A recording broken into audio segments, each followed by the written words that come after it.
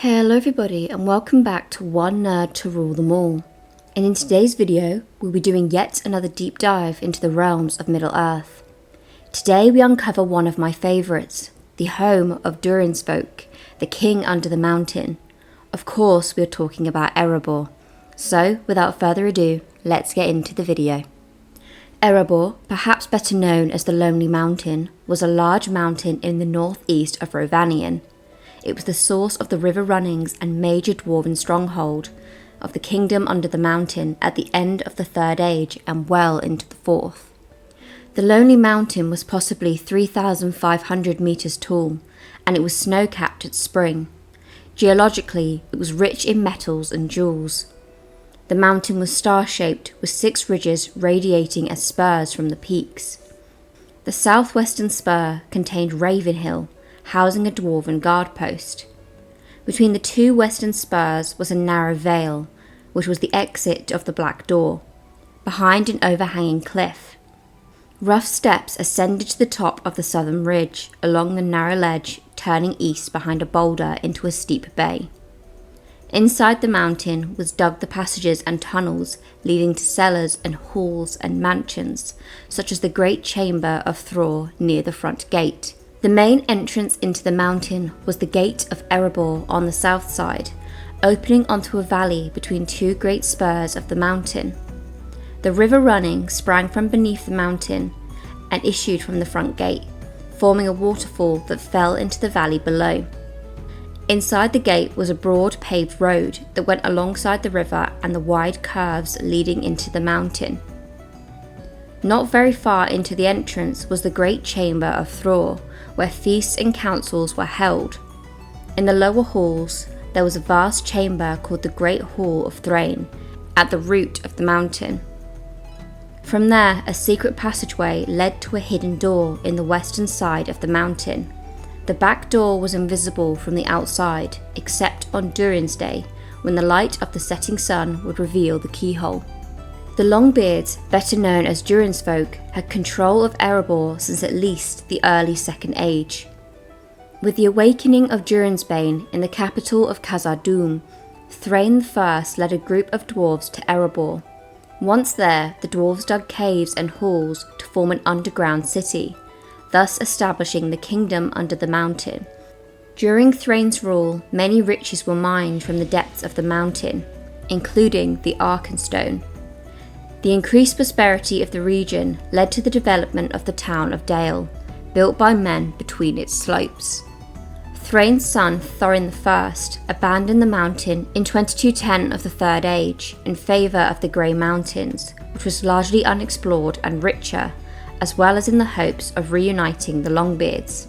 These mountains were likely larger than Erebor, but after the War of the Dwarves and Dragons in 2590 of the Third Age, King Thrain led a group back to the Lonely Mountain, re-establishing it as the capital of Durin's folk, while some would follow his brother Gror into the Iron Hills.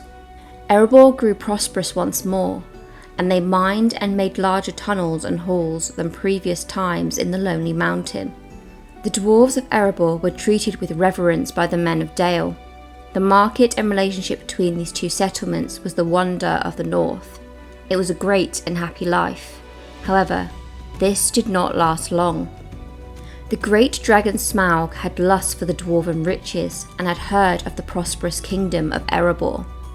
In 2770 of the Third Age, he descended on the mountain, driving out the dwarves and destroying the town of Dale. The Lonely Mountain was empty for almost 200 years, save Smaug, who slept in the inmost chamber on a great pile of wealth. None dared approach it while the dragon lived. In the year 2941 of the Third Age, with Gandalf's counsel and planning, King Thrain II and a small company of friends and family actually made it to the Lonely Mountain. After the dragon Smaug had realised that the dwarves had helped the Lake Men, he went to their town of Esgaroth, intent on destroying them, only to be killed by a man named Bard. With the help of a hobbit named Bilbo Baggins, Thorin and company were able to retake the city and its treasures, therefore allowing Thorin to proclaim himself king under the mountain. But Now succumbed to dragon sickness, Thorin refused to give any of the treasures to the men of Esgaroth for compensation of the fallen lake town and the elves of Mirkwood. Thorin and company were placed under siege, not to be confused with the later siege of Erebor. Things nearly came to blows when Thorin's cousin, Dain Ironfoot, Gror's grandson, arrived as aid to his kinsmen and nearly went to battle against the besiegers.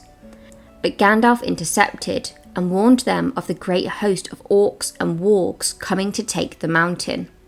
So the elves, men and dwarves made an alliance and fought the bloody battle against their foes in the valley below the gate. In the end, the defenders were victorious against the orcs and wargs, thanks to the later arrival of the eagles and Beorn. Though the battle was won, Thorin was mortally wounded during the battle, but finally, after so many years of longing, Dain took up the kingship of the Durinsfolk and returned the Longbeards to the Lonely Mountain and restored it to its former glory. The Longbeards were set about the task of rebuilding their kingdom, which included various improvements to the mountain itself. Gloin would tell Frodo Baggins of creations such as the tower built on the mountain and roads dug deep underground. Yet neither the Lonely Mountain nor its occupants would escape the eye of the great shadow that rose in the last years of the Third Age. During the War of the Ring, at the same time Minas Tirith was besieged, an army of Easterlings under Sauron's rule invaded the kingdom of Dale, after Brand was driven back to Dale and Erebor. The dwarves aided the men of Dale and fought the great battle at the feet of the mountain for 3 days, before King Brand and King Dain were killed at its very gates, forcing men and dwarves to retreat into the mountain. They held out for several days until word reached the ear of the Easterlings that the great host of Sauron in the south had been defeated, who despaired and lost hope. When the besieged saw this, they came forth from the Lonely Mountain and attacked their enemy, driving them from Dale across the running. Erebor and Dale continued to prosper into the Fourth Age, with it still prospering and going strong even after the Longbeards reclaimed Khazad-dûm. This is the story of the realm of Erebor, one of the most majestic kingdoms in Middle-earth in my opinion. Anyway, that'll be it for today's video. Please don't forget to give it a like and join the fellowship by subscribing to the channel. Just wanted to take a second to say, if there's anyone following me who enjoys Warhammer, Diablo, or games like that, then please hop on over to my partner Rothmer's channel to watch gameplays and streams. Anyway, that'll be it from me. I hope you have a wonderful day or night wherever you are. Bye for now.